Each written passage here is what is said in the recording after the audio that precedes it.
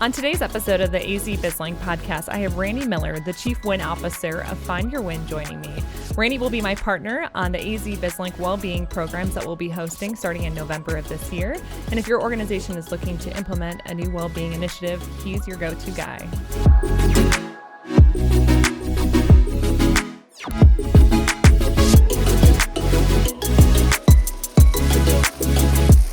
Randy, I wanted to thank you so much for joining us today.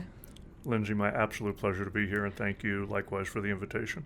I know you're the founder, but you also have a very unique job title. Would you mind sharing what that is?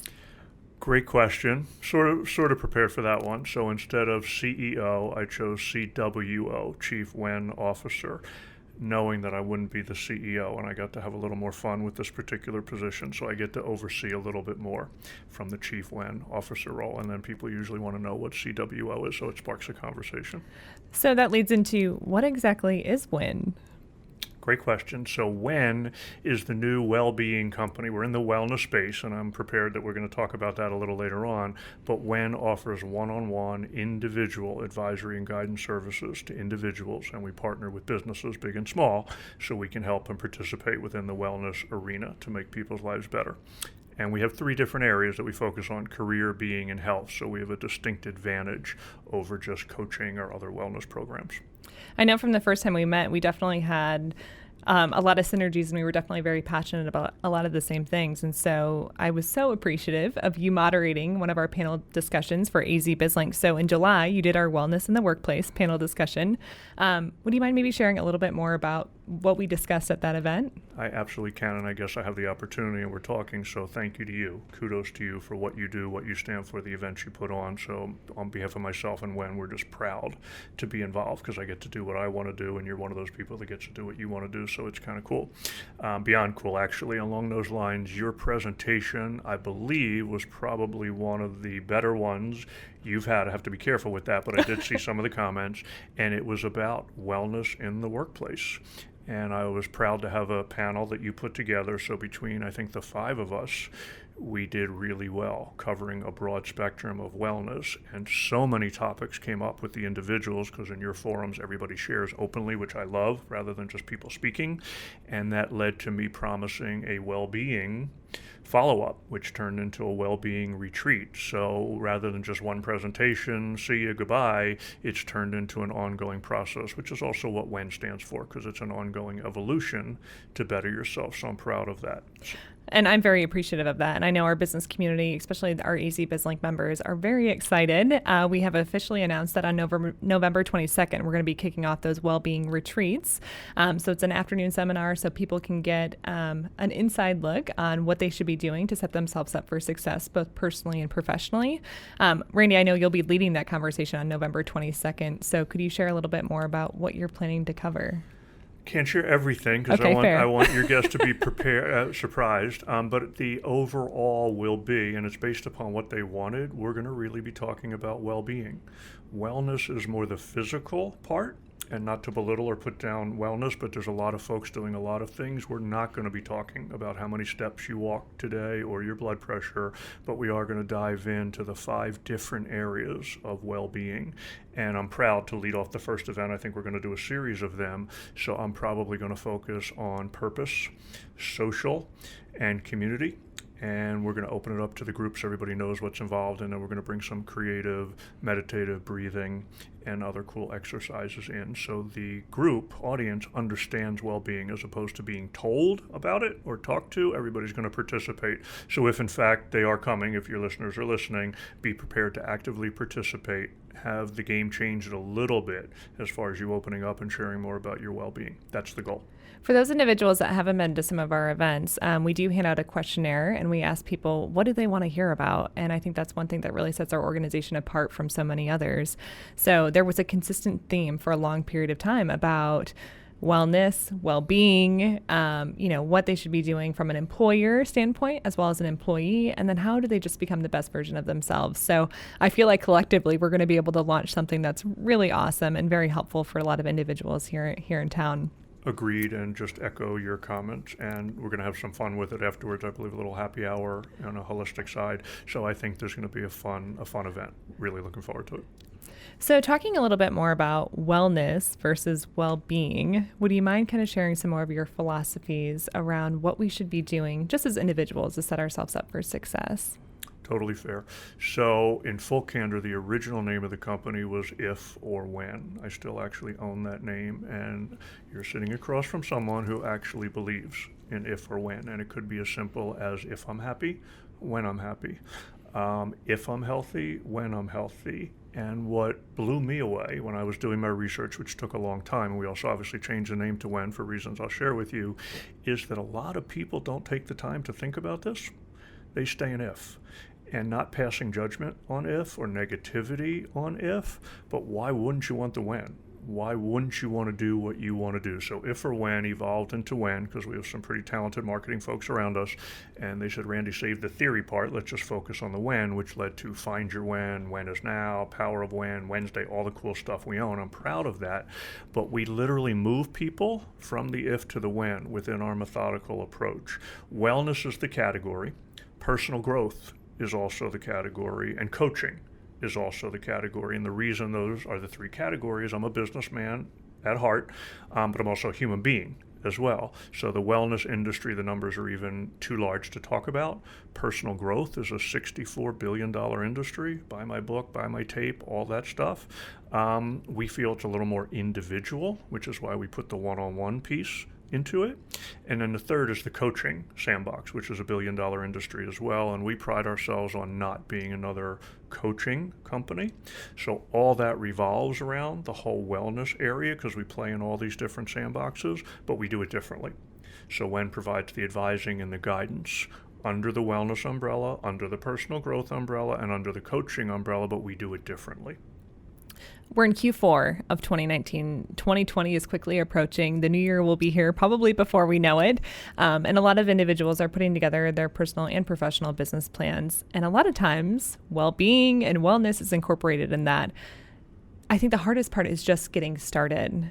Do you have any suggestions on what are some baby steps, or how would people go about integrating winning strategies to make that actually happen this next year? Great question. I actually do, because within the well-being cycle, and it's Gallup polls, not my polls, there's striving and there's struggling. And a lot of people are struggling with their own well-being, where the number should be higher. I think it's 40 to 50% are actually struggling, where that should be the striving number. And again, these are the components we're going to talk about at all the different retreats and coming up, but it's different from just your physical health. So I think, and it's an awesome question, because going into the end of the year, people make their New Year's resolutions going into the new year.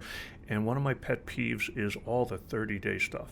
This is not a 30-day cleanse. This is not a 30-day diet. This is a diet. This is about you, your well-being, how you want to handle yourself. So the tip I would give, take out a piece of paper, not the computer, not typing it into a file, list the things you want to do the end of the year going into the new year. And then I often get asked, you're nodding, so what does that mean, Randy? What makes you happy on a daily basis? So people have a to-do list. Go to cleaners, go to the bank, that's all good, don't throw that away. But how about a to-do list on you? What do you want to accomplish the end of this year going into the new year? And individuals who actually participate with this, and I've done this over the years, they are blown away with what actually takes place. And it's back to the if or when thought. If I write these things down, or when I write them down, you have nothing to lose.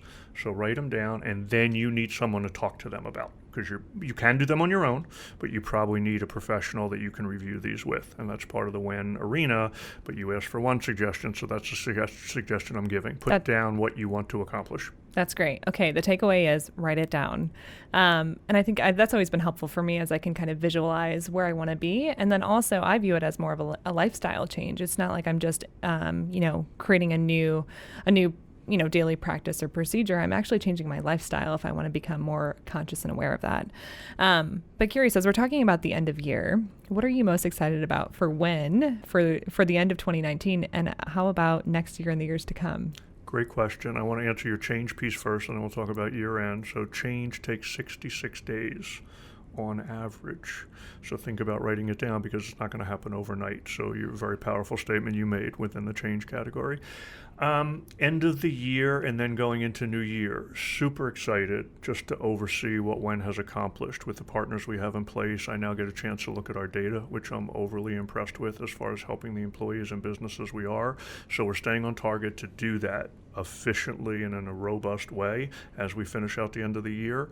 And as we go into the new year, there's going to be a lot more time and energy spent on marketing, technology, our pipeline, new partners in place. So 2020, back to my to-do list, is actually our expansion year, expansion planning, because now that we've spent a great deal of time building and now seeing the results, now it's the time to take it to the next level. So I'm actually walking the walk, talking the talk with end of year going into the new year. So I'm excited about all the future activities we have planned. I'm very excited for you as well. It's funny, after we met, I feel like I've seen your name everywhere here in the community. So if people don't know who you are, I'm sure they will here in no time.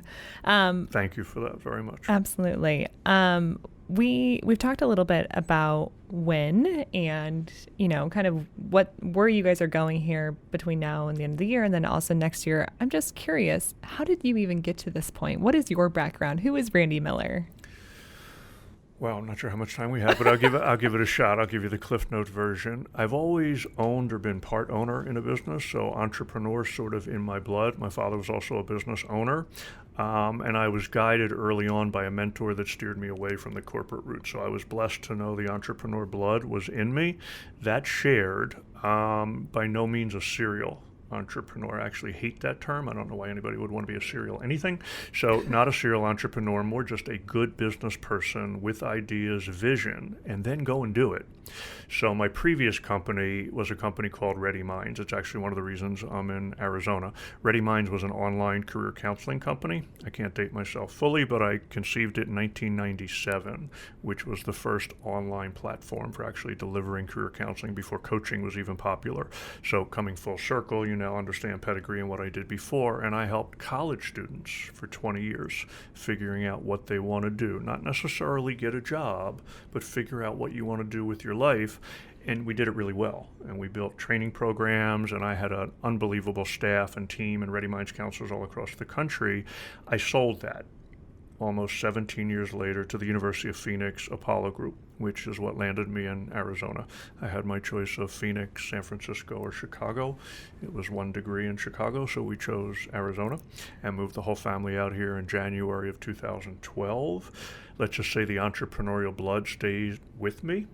And I didn't last in the corporate world too long, and then I decided to do something for adults because I got to witness a lot of what goes on in corporate America. I was never part of that, but when I started to do my research, I figured there was another business idea there again. Not so much to disrupt, but to help. So I guess long-winded, I've always been in the self-help profession. It's okay to make money with helping others, but when you wake up every day genuinely helping somebody, making somebody's life better, that's kind of cool. And this company is not all about me. I have talented management team, people that have been with me since inception, very talented leaders per area, per discipline, and we probably call them rock stars. We have the top WEN advisors all across the country. And again, better than the coaching model, but these are coaches at heart. So coming full circle, I get to use my counseling, my coaching, my mentorship to build another big business to help adults. And I think we all know, because we read the same news feeds with work-life balance and people striving to live better lives, it's a good area to be in. So I'm blessed as the entrepreneur business guy to be able to do all of the above.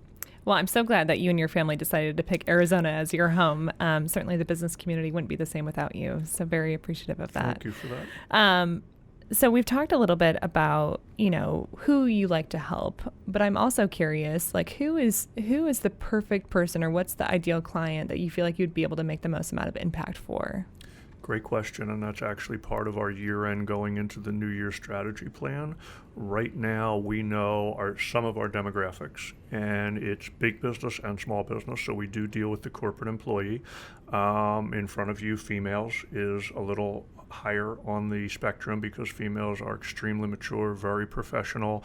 They like to take control of their future and what they're doing. So right now we're leaning towards 25 to 45-year-olds on the female demographic side. The men are catching up, and I have to be careful when I say this because I'm one of them. The men are catching up and now understanding what's involved. Back to your question on change, we may need to do things differently. So it's sort of female and male, 25 to 45, and the ages vary a little bit more. And what's impressing me, it's senior management, it's administration level, it's across the board. It's really individuals that want to take time to participate. So what we're learning is, let's assume we have 10 members. 5 or 6 are all in. They're filling out forms, they're in, they want to speak to the WEN advisor right away. 6 and 7, we got to chase a little bit. And 8, 9, and 10, we never hear from. So we're focused on the 5 to 6. So your question is the people that really want to be engaged, active employees, active business owners, active people that work for not-for-profit associations, all the individuals that genuinely care and want to make strides to improve their own career, what we call professional development. Those are the ideal candidates to become a WEN member. And then it's up to the businesses to make sure to find the employees of who wants to participate. So I'm selfishly just curious, are these individuals that just come and find you on their own, or are they finding you through the corporations that they work for? Combination, but a bulk of our model is on the B2B. So we do partner with businesses. Some of our partners that we have listed, International Association of Women, I guess which is why I focus on the female, Equality Health, which is based here in Arizona. So we deal with the VP of HR, or now there's VP of People, VP of Culture. They see WEN, and then they get to take it and do what they want. So it's up to them to go pick and choose and decide. We get our vote, but they get to choose who do we want to use. And retention comes in play as well. Now that I'm talking out loud, retention, we want to keep our employees. We want our employees to grow further within the business, and we've learned through some of our data we actually help promote some employees within, and we find out employees that are not happy as well. So it's really up to the business area to decide who they want to use and how they want to benefit their own employees and their staff. Aside from the services that you offer, I'm just curious, what have you seen on a local and or national level as far as well-being or even wellness programs that corporations and companies are looking to implement? Taking a breath because it's a great question. There's a lot going on, and I'm going to be doing a lot of speaking going forward. So back to the Gallup figures, a lot of business owners or leadership people higher up, I think, are consumed with the word wellness, and they have to build their own programs. So there's a whole leadership culture that's now going on. Let's understand our employees. You've spoken about it and done some topics on your events. What's our culture? So I think the leadership is understanding what their culture is. And there's two sides of the road. One side of the road are the companies that genuinely care. They want to know, how are we helping our employees? How are we helping with wellness? And I'm hoping the word well-being creeps in so we can spread the word a little bit more, so it's a little more well-rounded than just a physicality part of that. And then there's the other companies that are so busy, they haven't gotten time to it, but they hear all the wellness stuff going on. So I think, in answer to your question, the companies themselves need to spend a little more time, educate themselves. What do we want to give to our employees? Because what bothers me is when I see companies have to incentivize. And you hear this and read this, I'm not talking out of school, you have to spend we have to give you $50 on a card to take care of yourself. That bothers me. I think if you have to incentivize someone to take care of themselves, they probably don't know what they're getting. Under the wellness category, under well-being, I think it's an easier sell. I think there'll be more engagement. So we're going to pick our spots of which companies we're going to partner with and who we're going to go after. For those that are listening, we genuinely care. We help you with this. And I think the physical part and the healthcare part is getting in the way of genuinely helping somebody's well-being to better themselves. You've referenced the Gallup poll. I'm just curious, for other local leaders, business owners, human resource professionals, if they want to do some additional research on this, are there any great resources, publications that you would recommend that they look into? You can just dive in immediately on Gallup and pull up the numbers. You can actually go to our website, the Find Your WEN website. We pull up the numbers, and we actually share this with businesses. Two-thirds of individuals that woke up and went to work today are unproductive and unhappy. That's a Gallup number. That's not my number. So I think between Gallup, our website, and then you can just spend the time and research this on your own. It's tough for me to give because all these major HR folks this is an active role that they play. This comes up on our conversations. So after we present under WEN, they want the same research that you want. So we share as best as we can, and then we leave it up to them to find it. But you can spend time on well-being and spend time on the Gallup figures. I think it's more impressive than just typing in wellness. A lot of our listeners are also business owners or executives, and with you wearing multiple different hats, that being one of them, I'm just curious, what, in your mind, what has helped you to get to this point in your career or find this level of success? Another great question. So for me, it was always making a difference. And it's not easy. One of my lines, and I can't take credit for this, if it was easy, everybody would do it. So fellow business owners understand that it's a lot. You always hear the successes and the great stories, but there's a lot of time and energy that gets put in. So for me, if I'm fully understanding and answering your question, I had to develop this when way of life in order to do it again. Not my first rodeo, and a little different in today's times with social media and all the noise and all the activities that go on. So for me, there's a moral fiber, there's an integrity fiber, not necessarily doing it right or wrong, but I have a way. So I would suggest to other business owners, stay with your way. It may take you a little longer, but it's what you stand for at the end of the day. And I think that speaks volume in today's culture. So I'm proud of that rather than just being another one or another company. I get to stand behind that. How about for those individuals that are just getting ready to graduate? You know, they're entering the workforce. What are some winning strategies that will set them up for long-term success? Great question, and this topic comes up a lot and we won't classify them, but this population is spoken about within our WIN culture because they struggle. Where am I going to work? Am I going to stay at this corporation for a long time? So it's similar to what I've shared previously. Think about really what you want to do. And having almost 20 years within the higher education space and thinking about it again, if we're going to go after and cater to this population, young people are going to be in demand. If you have a specific skill set, figure it out what it is that you do differently. What's the niche? What's your differentiating quality? So when you do go interview or do whatever it is you're going to do to make an impression, do it differently. Be creative. Don't be like everybody else. And also, and I get in trouble for this one, if you have thoughts to build your own business or have an idea, when is now? Think about it, and you may need some help doing it. So really back to that list, think about what you want to do and then go after it, as opposed to just put a resume together and get a job. That's kind of not how I roll. A lot of times we talk about employee benefits or things that will set businesses apart from other ones. I mean, right now, the available workforce, I mean, there's a lot of competition right now when it comes to finding the right employees for different positions. So consequently, I think a lot of organizations now have to look at what they can do to make themselves competitively great. And a lot of times they're looking at employee benefits to maybe differentiate themselves. I'm curious, what employee benefits do you think really work or really incentivize employees to choose one employer over another?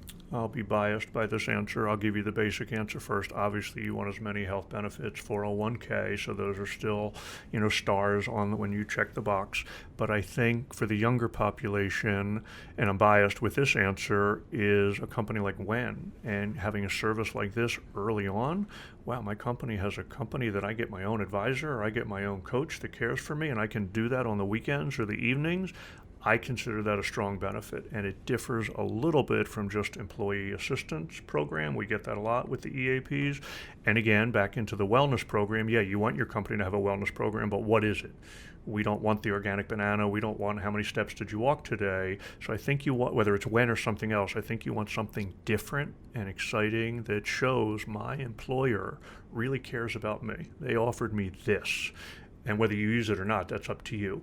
So I think companies like WEN, one-on-one assistance, human capital, not push a button, not just an app. And again, preface by saying I'm biased. Those work and they're all good, but we've learned that they go away over time. So I think a company that offers something that shows you we care and you get assistance, I think that's a game changer, and that's a longer term benefit over time. I absolutely agree. So a lot of the employers that I've worked with here in the local community, a lot of times they are trying to get creative, but the number one underlying thing that's helped them to be successful is just showing their employees that they care about them in whatever form or fashion that is. So I completely agree with that statement. And then the companies, just to add, double down, then the companies actually do roundtables, town halls, and they discuss it amongst their employees. So where I pride ourselves on one-on-one and bettering the individual, you can also better the corporate culture, because then their PR, their media works for them. We have a company that really cares. Here's some of our stories. So it's for the individual, but then the company can walk the same walk and use the same testimonials, the same satisfaction results, all the same positive outcomes that come, and learn from it as well. I think it's always great for us to have role models or somebody to look up to. Are there any great companies that you think are doing it exceptionally well when it comes to well-being? It's a tough question because there's privacy involved. There were some of the companies we're talking to. I think the larger ones, and they're thrown out a lot, the Googles of the world, I think they get credit because they have the playground, they have all the fun stuff, they have the cool stuff. A lot of companies try to emulate that, but I think now it's not so much all the gadgets, it's more of the individual attention that they're paying to. So I'm biased because we partner with International Association of Women, we partner with Equality Health, we partner with DC Frey, and these are some companies that, yes, they spend the time. DC Frey is one I can share because they're a partner. They're a fun company. It's their culture. They sponsor softball games. They sponsor dodgeball. I take my son to basketball tournaments and basketball practices, and I see DC Frey all over. So I think practicing what you preach, rather than me share who these companies are, I think it's up to the individual to find them, and it's up for the companies to be able to share, here's what we do, here's what we stand for. And I'm proud that WEN gets to participate in that. Talking a little bit more about the coaching model that you have, I feel like there's a lot of people that say, or that they offer coaching, but what really differentiates when it comes to coaching from a lot of the other people here in the community? Great question, and I'm immensely respectful for all coaches out there, so please know that as far as my first answer. And I've trained through my programs, both previous and current, some of the top coaches all across the world, so immensely respectful. Our model's different because coaching is keep coming back for more type of thing. Our model is advising and guiding, so we have an efficient, methodical approach where you get X amount of minutes, X amount of time. We have a service level called Power of WEN, which we instill the power of WEN within the individual. So it's different than coaching because you get X amount of time to go through the program. So it's our advisor's job and responsibility to do that in a short period of time, and then we reach closure. Coaching usually is left more open, always come back for more coaching. People usually tout their coaches, and there's nothing wrong with that. But with our program where we differ, we want you to get in, get out, we give you what we need, what you need, and you have the tools from your advisor to then go do what you need to do. So it's more teaching serving a fish dinner rather than teaching how to fish type of thing on the coaching side. So we don't serve that dinner. We teach you how to fish, and then it's up to you how to handle it. So we roll over into the coaching area, but we stand out a little bit more. And our career and our being area combined differ from coaching immensely. I don't know if we have enough time to get into that, but there's a spirituality involved with that, which is why we differ as well. I appreciate you sharing that. So within AZ BizLink, we definitely highlighted a lot of different coaches, and we'll have even more of them actually highlighted in our Resources for Growth publication that will be launching in January of 2020. But I think we're actually training a lot of those coaches, yes. So I have to be politically correct there. But with that, I think what we do a really nice job is just bringing to light the different types of coaches that are out there, and allowing people to know what options they have and who they can utilize or contact if they have questions moving forward. It's an awesome question topic, and you asked about 2020, so it dawned on me while I'm sitting here, we may be setting up our own training division in 2020 because we actually train coaches for our program. By no means are we going to be able to service the entire population, so it's conceivable we may have our own training area, credential, CEUs for some of the top coaches to actually go through some of our programs. And I have top leaders, and I'm going to give a shout out to Dr. Nancy, Dr. Elaine, and Shelley for leading our programs. They're responsible for a lot of what we do. So thank you to them and all the good stuff we do within the coaching world. Randy, if people want to find out more information about you or WEN, what website could they find you on? Well, they can find me on LinkedIn. That's the only social media I really use. I get in trouble for that, but that's the only one I use. So LinkedIn for me. And then the URL is findyourwen, WHEN.com. And you can go to info or any of the other areas. So if you're interested in being an advisor, there's a separate area for you. If you're interested in services for an individual, there's a section for you. And we're always interested in finding new business partners. There's an area for you as well. So the URL is probably the best way to go. Awesome. Well, we're definitely looking forward to the November 22nd Wellbeing retreat that we'll be hosting in collaboration together. That will be a Friday afternoon. So those individuals that need to sneak away from the office. I know it's hard to do that sometimes in the morning or midday, so hopefully a Friday afternoon is a little bit easier on a lot of individuals. But if you can't make it, November 22nd, we'll also be launching the 2020 quarterly series starting in March. So more details on that can be found on our website. And thank you again, Randy, for joining me today. Lindsay, just an absolute pleasure to always be with you. Thank you again for everything you do. Super excited with the AZ-BizLink relationship and all the cool stuff we're going to be doing under Wellbeing and helping individuals. So special thanks to you very much. Thank you.